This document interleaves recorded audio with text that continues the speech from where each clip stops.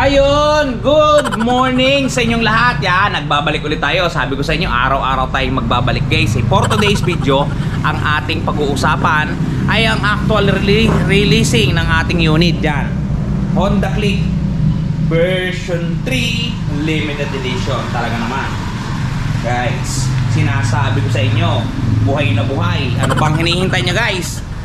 Hindi pa ba kayo maglalabas? Malapit na ang 13-month pay, malapit na lahat ng bonus.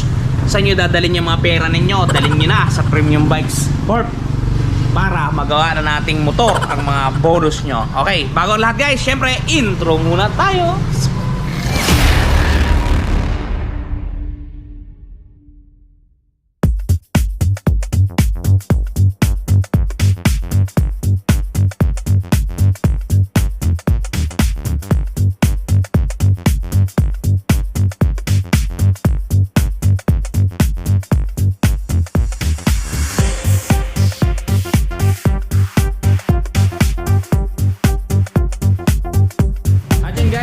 Tayo, basically i-activate na natin ang ating Honda Click version 3 limited edition. Yan, kung mapapansin niyo, nandito na sa U-Box ang kanyang mga kagamitan.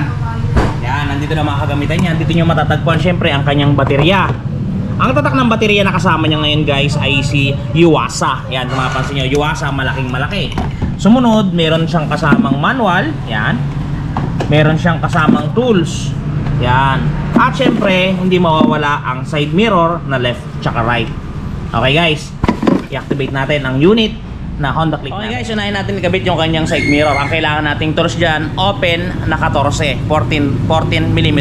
Yan, kabit natin.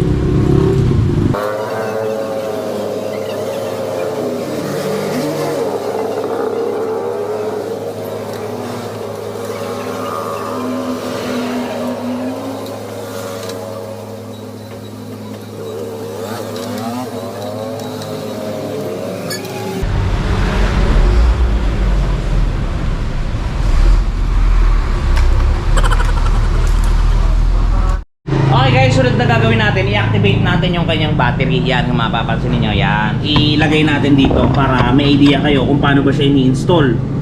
Yan. Dito yung matatagpuan ng ating baterya sa may footboard ng ating Honda Click. Kung mapapansin niyo, ang kailangan yung tools dyan ay positive screw para mai-open natin yan.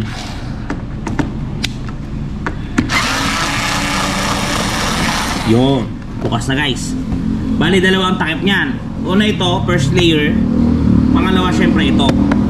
Yun nga pala guys, maraming nagsasabi na mababasa daw ng tubig ang ating baterya.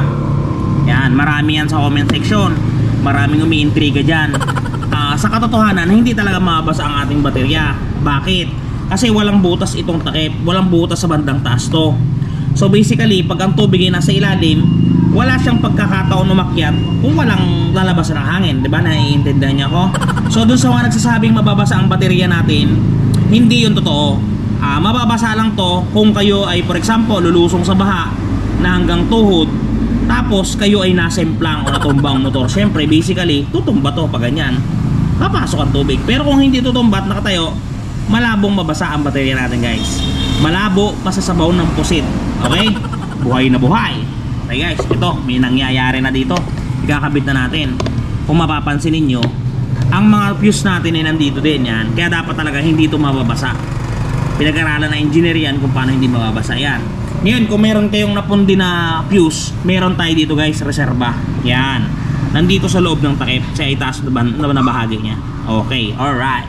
Kabit na natin ang ating bateryang pangmalakasan para buhay na buhay ang ating Honda Click version 3 limited edition. Yan. Yan, ito kailangan natin to. Bolts and nuts ng ating baterya. Ilalagay natin yan ng pahiga dito sa ating baterya syempre. Sumunod, ipapasok natin ng payong. Yan, okay guys, pasok na pasok. After nun, kailangan na natin siyang i-screw para maipasok na natin ang ating baterya. Okay, unahin natin yung negative nya, negative wire. Ilagay na natin yan, plug it in na natin para ma-activate na natin yung unit.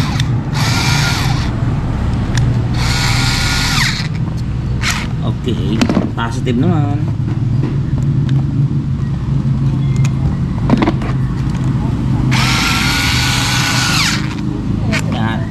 nyo guys, okay na, nakabit na natin. Check natin kung gumagana. Yun o. Okay na. Guys, all goods. Takpan natin to. Sa pagtatakip, syempre, unahin natin tong first layer nya. Ilalabas nyo tong isa, ilalabas nyo para hindi maipit. Pagka ganyan, okay, may hihiya guys, pektosan nyo. Yan, para lapat na lapat ang kanyang mga galawan at talaga namang buhay na buhay. Yan. Sumunod, ito kung mapansin ninyo, mayroon siyang dalawang yero, parang PT. Papasok nyo yan doon sa may butas. Usually lahat naman ganun, pinapasukan. Pagka lumapat na, meron ulit isang screw yan, higpitan nyo ng maganda. Todo nyo. Yan. Yung todo na yan. Wala. All goods. Ayun guys, bali basically nai-activate na natin ang unit. Yan, nai-activate na natin.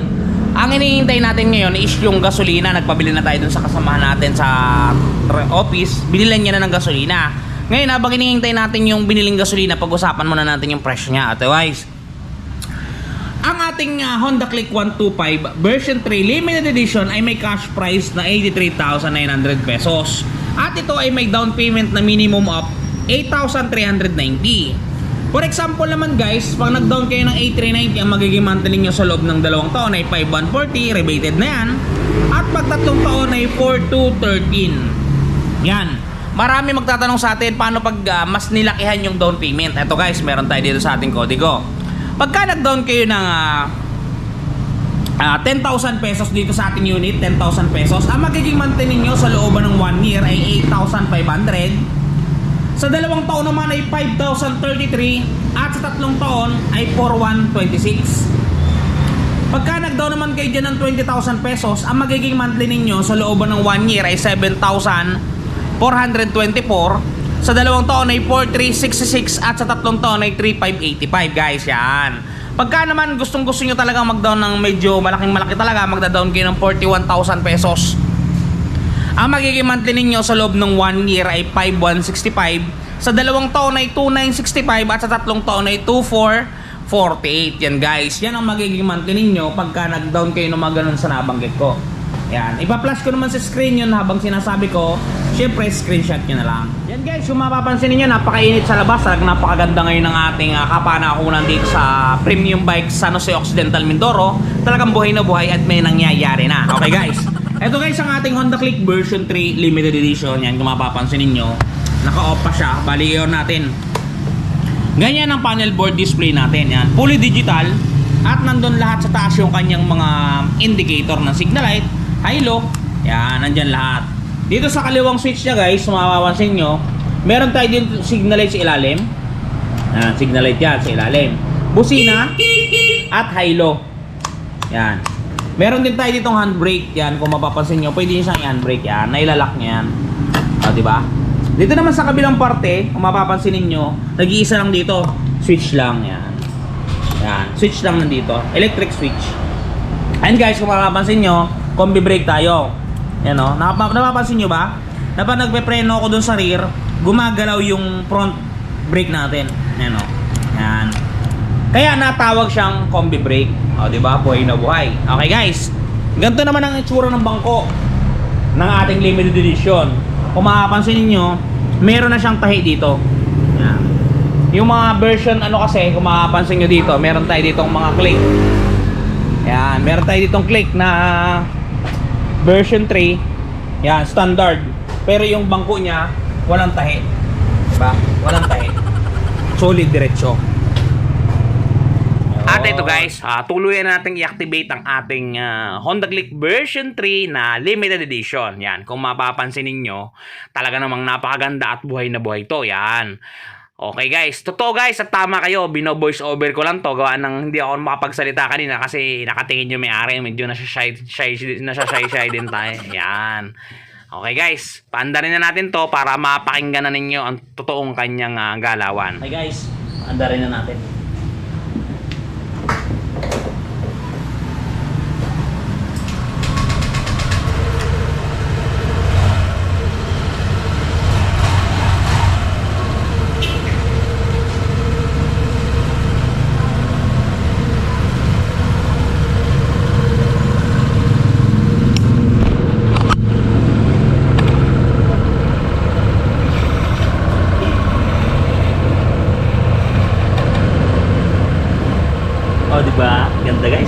Kuha na kayo.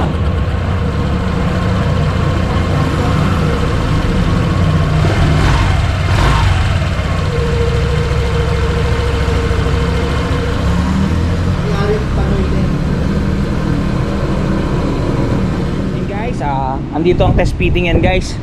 Ite-test ride natin ito kung ano ba talaga ang galawan niya, kung kamusta, okay? Yan. Guys, kakata tayo. Ayun. Talaga naman guys. Solidong solido. Octaflix version 3 limited edition niya. Talaga naman. May nang nangyayari na. Diba? Buhay na buhay. Yan. Yan guys, oh, hotel. Wow! Goods to goods guys. Talaga naman. Magandang maganda. Quality quality.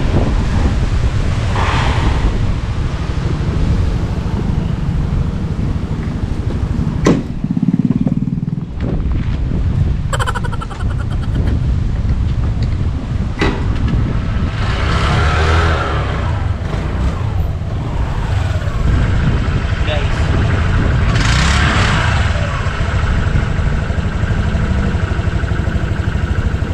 5.7 ang height.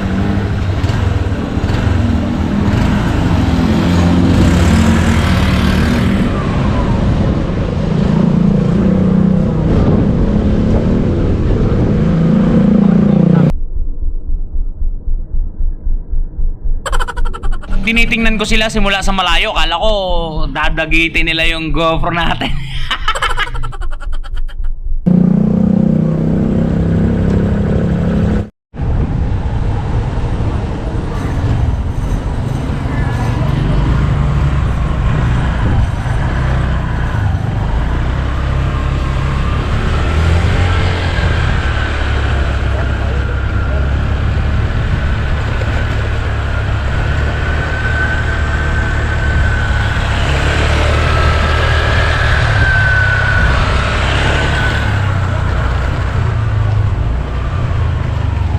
At yun guys, hanggang dito lang ating video. Palagi kayong mag-iingat at maraming salamat sa panonood. Si Ron TV, bye-bye!